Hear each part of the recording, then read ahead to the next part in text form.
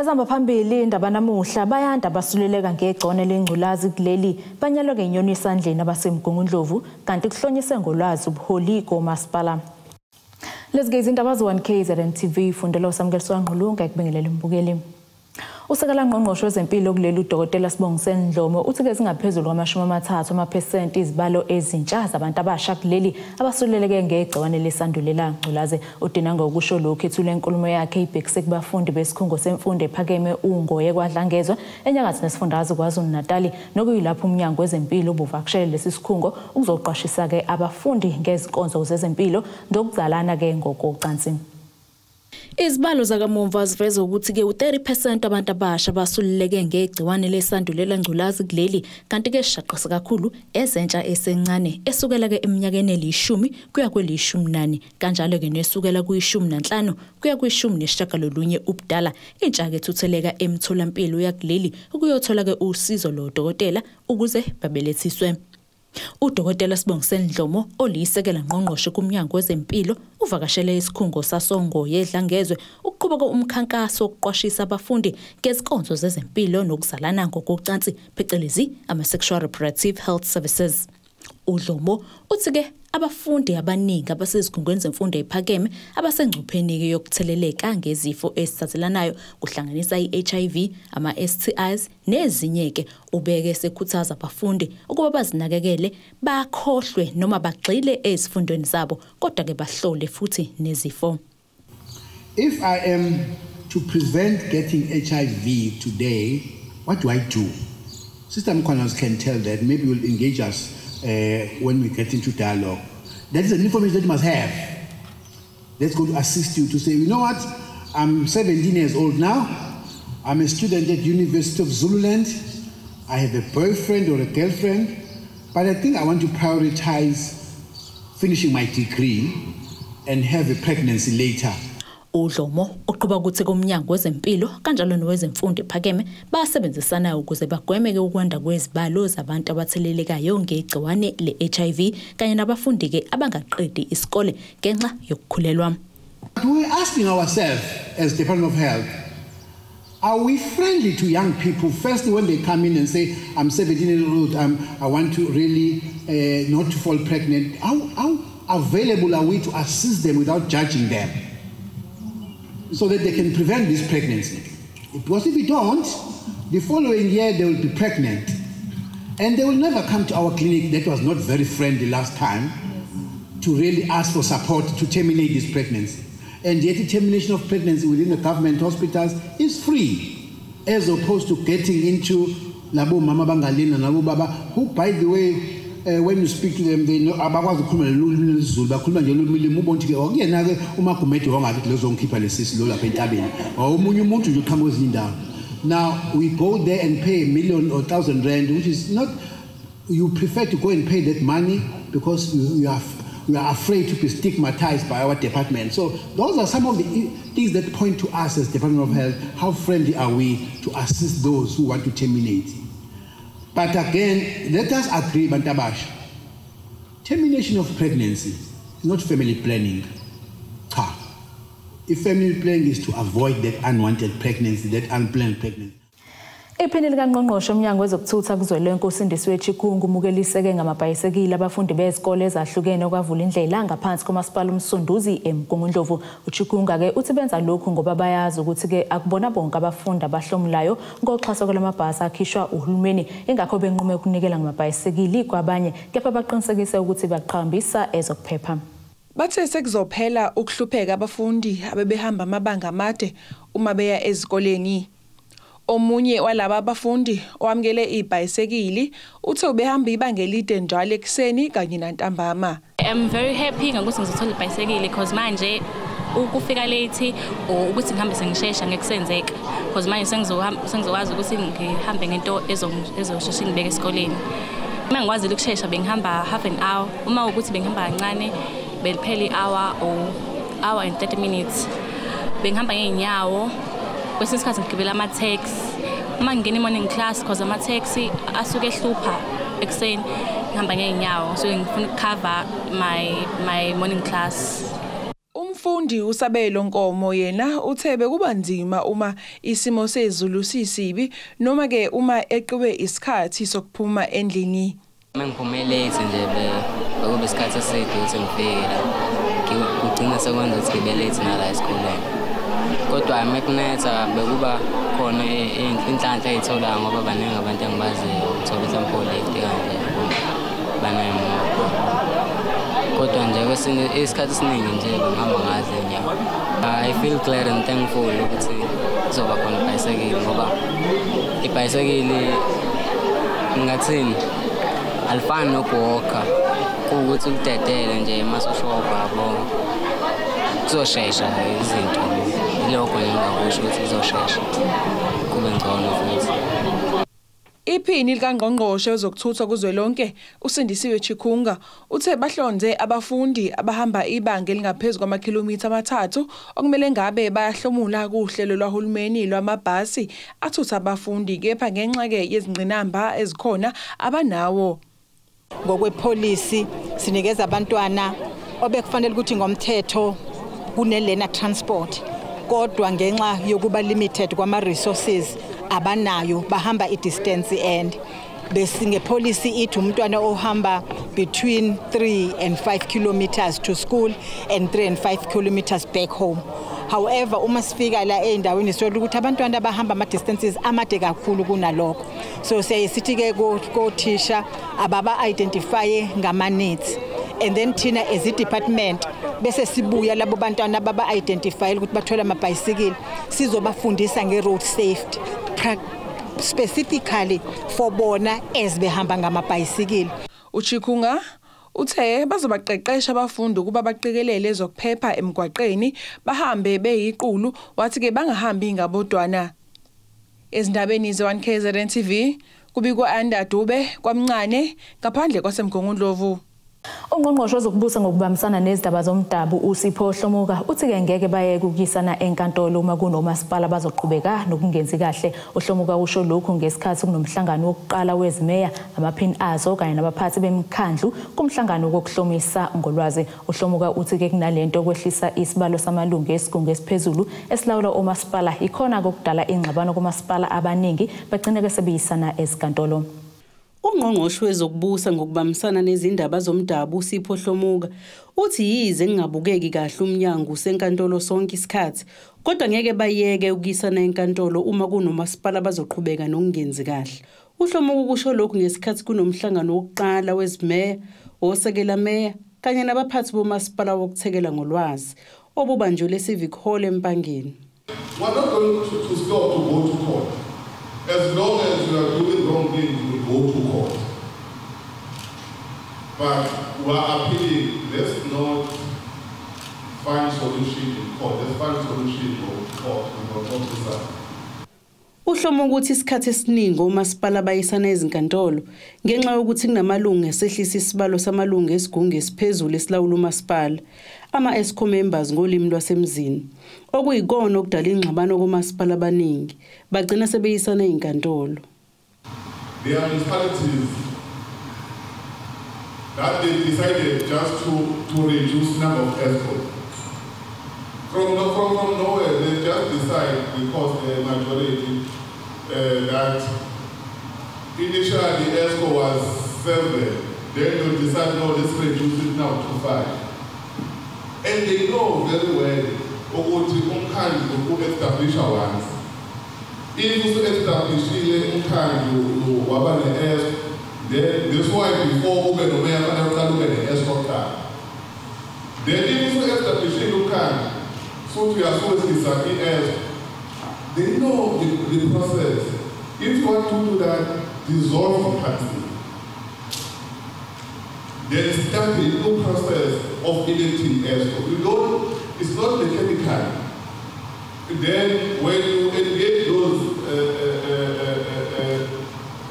municipalities who are told no, it's politics, you are doing things that you know very well is wrong. And you will tell us, no, we go to court. For what? We are wasting people's money to go to court for things that you know that is wrong. Kube sethinta udaba lokwakhiwa kwamalungu esigungu esilawula umasipala. If you apply for a full-time ESCO member, that means that ESCO member, you must provide him or her with tools of trade. Because it's not about salary. That's why part of the requirement, we said, give us the motivation, what value that will be added by a full-time ESCO member.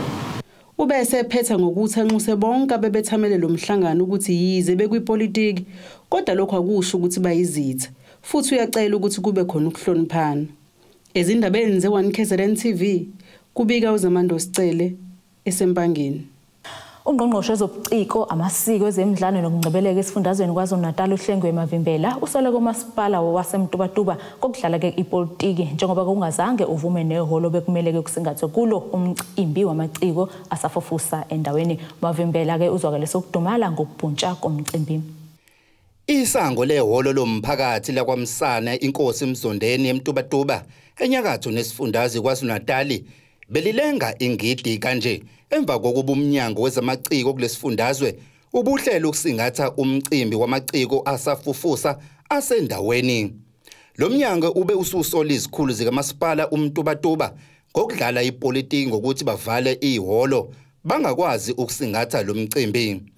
Ungqongqoshe lo mnyango uHlengiwe Mavimbela uthi kumosheke imali eningi kuhlelelwa lo mcimbi ogcine ungaphumelelanga kanti ubeseveza nokuthi bebengezile ukuzokhankasa kule ndawo. Kusiphatha kabi ke thina njengomnyango ngoba is a fruitless expenditure on our side. One, abasebenzi bomnyango babhukhelwe la siphekile sahlela zonke izinto ezokwenza lo mcimbi ukuthi ube impumelelo. Besicabanga ukuthi sekuzobalula ke manje ngoba ukhetho selwedlule.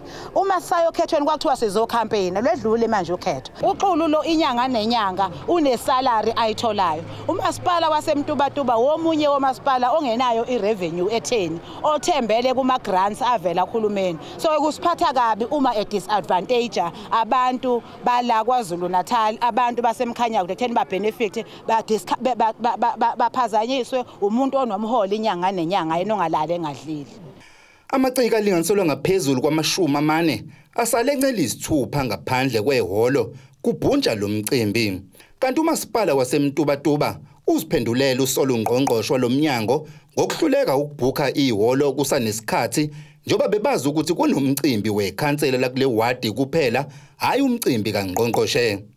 Imeya lo masipala umxolisi Mthethwa iphinde yasola kakhulu uNgqongqoshe uMavimbela kungameme ubuholi bukamasipala obukhona kodwa wamema usomlomo omdala kwazise kwayena umeya uMthethwa ubengenalo ulwazi kanti wazi ngalomcimbi ewubona ezinkundleni zokuxhumana. Awenzanga kahle umnyango awukaze ubhuke ihall uma ngizwa ngoMM okuyena obebhekelele lokho.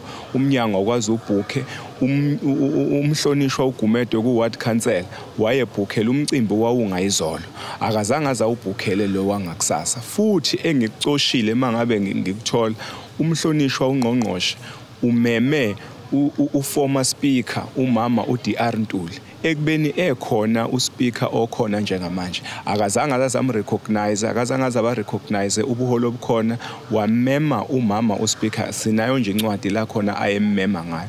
Uyabona ukuthi kwakungeyona indlela ekwakhamba kahle ngoba phela uyazi ukuthi umuntu okhona ukhona umeya ukhona umama usomlomo ukhona udeputy mayor abangakaza azazabamema akukwazi kwesinye isikhathi uma ngabe kusetshenzwa nje kukahle ukuthi kungafika ungqongqoshe ubuholi bakhona ematubatuba bungenalo ulwazi. Kodwa ke siyaxolisa kakhulu ngoba ekugcineni sekugcine kuphazamiseka abaciko. Mina ke nje njengomeya ngangingazi ngathola nje sengithola kuma social media ngayi Saturday ukuthi hawu kunomcimbi okanje sekuphazamisekile ngangingenalo nje ulwazi lokuthi kunani khona yini into eyenzakalayo. Nakuba sekuqala ukuba khona kozinze endaweni yasemtubatuba kodwa ukwenzeka kwalesi sigameko kushiya abaningi benongabaza. Ezindabeni ze1KZN TV kubika uThabani Maphumulo emtubatuba. Akuthe sithi sheleleke etolo soqhubeka nazo indaba masibuye.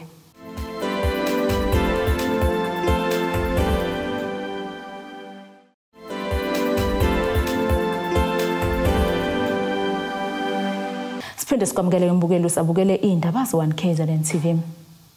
Ungqongqoshe omnyango wezokuthuthukiswa komphakathi KwaZulu-Natal uNonhlanhla Khoza ukhuzeke umkhubo wokudliwa kwesidakamizwa uphuzo oludakayo wathi lokhu kugcina kubulala ke imindeni ikusasa lezingane kuphinde ke kudale ukuhlukunyezwa kwabesifazane nezingane emphakathini. Ukhoza usho lokhu kwimasha suke estation samaphoyisa kwaDabeka yaphela ke enkundleni yezemidlalo ehostela eKK ehambisana ke nezihlaka ezahlukene kumasipala iTheku.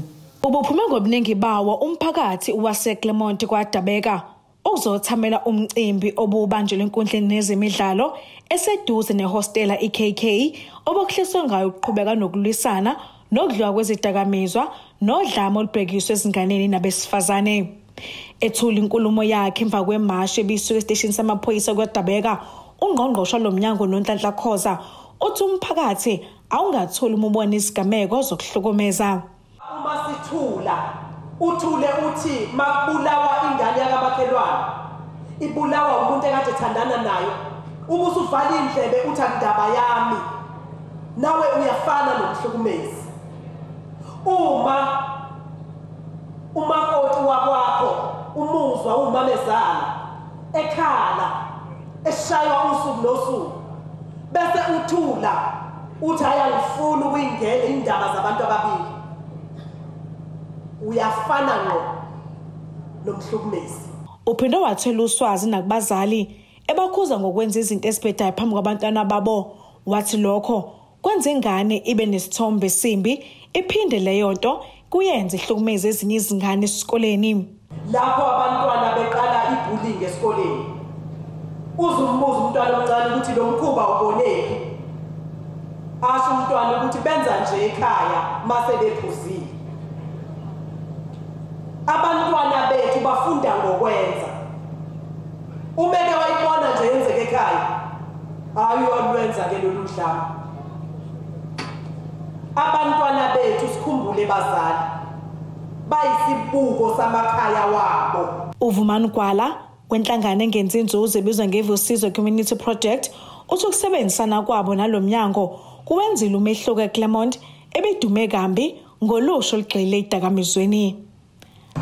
Ukusebenzisana kakhulu nedepartment engaphansi kwayo leadership yamazwe subonile umehluko emphakathini esisebenzayo, sawubona umehluko kubantu bekwazi ukuthi bafinyelele la befuna ukuthi bafinyelele khona.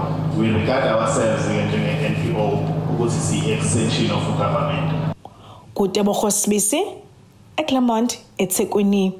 Umphathi wethuthuzela care center eSayidi uDuduzile Ndlovu uthule ngokusemthethweni inhlangano yakhe yokulelekelea umphakathi izingane kanye nabantu besifazane. uNdlovu ukwenza lokhu ngenhloso yokuqhubeka asebenzele umphakathi noma ke engasekho kahulumeni njengoba ke idalolo kuba usethatha umhlala phansi eminyangweni. uDuduko usho lokhu ekhuluma neziko lezindaba lo1 KZN TV uqhubeka ke umcimbi eCivic Center eSayidi.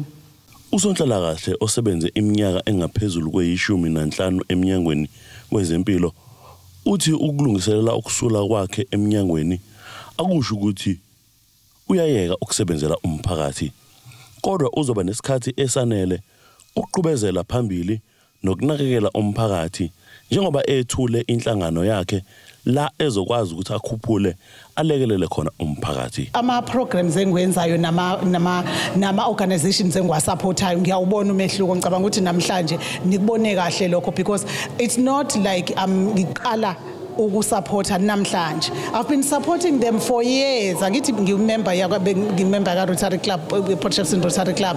Bengibasiza ngokuthi makuvela izinto ngibaxhume no president wangaleso sikhathi abasize. Mangithola umuntu othi sisidudu yini esingasiza ngayo emphakathini ngimthathe lo muntu mangibona ukuthi bazobenefita ngimuse khona. Akubona bodwa ke ukuthi shuthi babe nenhlanhla ke bona akubona bodwa kodwa maningi ama organizations engwaxhasayo supportayo. Lo mcimbi wokwethulwa kwalenhlangano ubuhanjelwe usomlomo weshamthetho saKwaZulu-Natal uNontombeko Boys njengoba kuwumsebenzi wakhe uqinisekisa ukubambisana kwabantu besifazane nokubhekelela inkinga ezibhekene nabantu besifazane eParliament labantu besifazane kwisishayamthetho. So uma ngithola ke isimemo esisuka kuMamdlovu esithi bafuna kuparticipate noba kwenziwe indaba yokuxhaswa kwabantu abasemakhaya bakwazi ukuzimela ngaba mhlambi ngalabo bantu abahlukunyeziwe ngaba ngilabo bantu abangama NPOs nama cooperatives kubaleke kakhulu ukuthi ngoba kusho ukuthi okokuqala ngaphandle kokuthi ushintsha umphakathi wethu uyawudevelopa kodwa wakha ithuba lalento esiyenzayo kuthiwa ukufundisana i-public education and public participation kodwa futhi abese senza ukuthi ezinye zezinqumo zethu ze-Women's Parliament zikwazi ukufezeka. Ezindabeni ze-One KZN TV kube Oscar SID. Uhlalo enhlangano abafundi EFF Student Command kwisikhungo esihlala kabafundi eRichards Bay ngaphansi kwenyuvesi yaseZululand uvezi inkosi uthi ke isimo senzima abafundi abahlala ngaphansi kwaso kulesi sikhungo njengoba bembondelana emahholo amabili uthi kokuswela imali yokuqasha sekwenzeke bahlala kabuhlungu kanti ke bathi basahleli bavele nje bakhishwe onogada ngaphandle kokubazisa nokuzilungiselela. Uthi sinzima isimo senhlala abahlala ngaphansi kwaso kwikhampasi yaseRichards Bay okuyindawo ehlala abafundi basenyuvesi yaseZululand. Uvezi inkosi owenza unyaka wokugcina kwizifundo ze-transport management uthi isikhungo sithi asinayo indawo yokugcina abafundi. Ngakho babenzela uhlelo lokuthi bahlale emahholo alesi sikhungo bambondela nekhona bonke. Inkinga esibhekene nayo kakhulu as ama-students akule campus ukushoda kwendawo yokuhlala. Balala la ngaphakathi ema-halls ayi-2 ngokuhlukahlukana kwabafana ngapha amantombazane ngapha and ama-security asuka sitshelile ukuthi athunyiwe nawo ukuthi awazokhipha labafundi ngosuku elukuthi and manje-ke thina into esixakayo ukuthi babavikela kanjani abafundi uma baphinde bebakhiphe endaweni lapho khona bafihle khona ekhaya. Ubese solukwenzelela njengoba kukhona abafundi abazitholayo izindawo zokuhlala abenza izifundo ezihlukene kunezabo. Uthi kunabafundi abenza unyaka wokuqala babhekene nenkinga efana neyabo kanti kunzima ukuthola indawo yokuqasha ngoba imali kaNFSAS ayikaphumi. Manje kusimangaza kakhulu ukuthi bakhona abafundi abasakwazi ukungena emaresi abenza enye program ehlukile kunayo abanye. So lokho ke kusinikeza inkinga ekuthenini bona babaleke ngalendlela eyisimanga ukudlula amanye ama programs yini. Noma i-university ingakasiphenduli kuloko sibe sesicela ukuthi abasitholela indawo lapho khona bazokwazi ukugcina labafundi for temporarily while sisalindile. Kodwa uma kushuthi ke bayahluleka ukwenza lokho ke nathi as a student command noma on behalf of student command asazi ukuthi labafundi sobashonisaphi. Okhulumela isikhungo semfundo ephakeme eZululand University ugcina Nhleko Mdluli uthi kube nomhlangano abawubambile phakathi kwezinto abazidingidile kuba lusimo senhlalo sabafundi becampus yaseRichards Bay. Uthi bonke abafundi abebehlala kulesi sikhungo sebezotholelwa izindawo zokuhlala. Uthi ukuhlala kwabafundi ngalendlela kungenxa yokuthi umthamo kulonyaka kwabafundi ube mningi kakhulu njengoba bebuye bonke. Njengoba ngikhuluma nawe nje msakazi namhlanje iuniversity iphothula ivumelwano zokuthi bonke laba bafundi ebebehleli ngokuhlanganyela endaweni engathi ayikho kahle esimeni eRichards Bay bayohlala endaweni zabo ezintsha lezo indawo kungamakamero angawodwa abanye ke bazohlala ngababili kodwa endaweni ebuyisela back isithunzi sabo. Sithande futhi ukuqinisekisa ukuthi siyasazi isimo seaccommodation yeindawo zabafundi ukuthi umthamo uhlale usedlula isibalo esikhona njengoba futhi siphuma esikhathini esinzima lapho izwe khona belivaliwe ubuthola ukuthi abafundi bafundela eindaweni eingasemakhaya abo okuhlala kulonyaka ke babuyile bonke abafundi okubese kuba yinto ke yokuthi umthamo usungaphezulu. Ezindabeni ze1 KZN TV kubika uZamando Sicele eseRichards Bay. Asiphinde sithi shelele ezitolo sobuya nezinye indaba.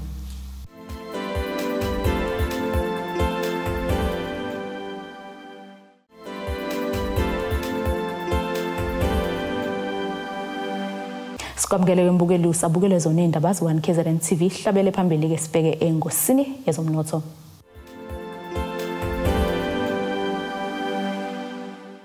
Irandi lu 15 rand 19 cent maqhathaniswa nedola lasemelika libo 20 rand 63 cent maqhathaniswa nopondo waseBritain libo 17 rand 17 cent maqhathaniswa neeuro waseEurope igolide lona libo $1,910.84 ounce kuthola ngahluzwe wona bo $95.39 umphongolo.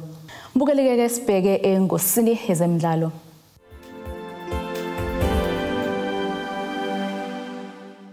Imbiko yakamumva iveza ukuthi ke zibaliwe izinsuku zesitopha seOrlando Pirates uThulani Tyson Hlatshwayo kuleli qembu. uHlatshwayo kusayinwe ukuzoxazulula izinkinga yokuvuza kodonga lwasemumva kwezikaMagebula, kodwa ke izinto zivele zabheda kakhulu kunakuqala njengoba ke fike wenza amaphutha awumngane ebegcina ke enze leli qembu lilahlekelwe amaphuzu. Kuthiwa kuhlalwa leli qembu akanemeneze ngendlela leli qembu elidlala ngayo ekubeni ke ebathenga abadlali abasezingeni eliphezulu. Imbiko iveza ukuthi ke baningi abanye abadlali abangase bakhonjwe indlela yileli qembu.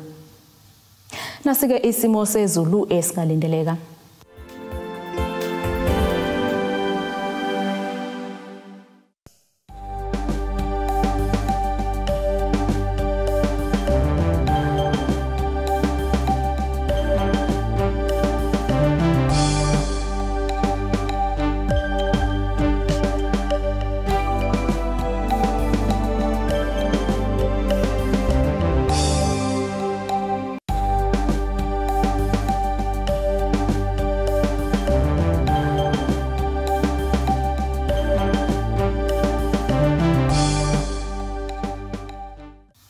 Bukeleke sibeka la bese kuphathele zona namhlanje mina nawe sihlangane ngesikhathi esilandelayo nisala kahle emakhaya.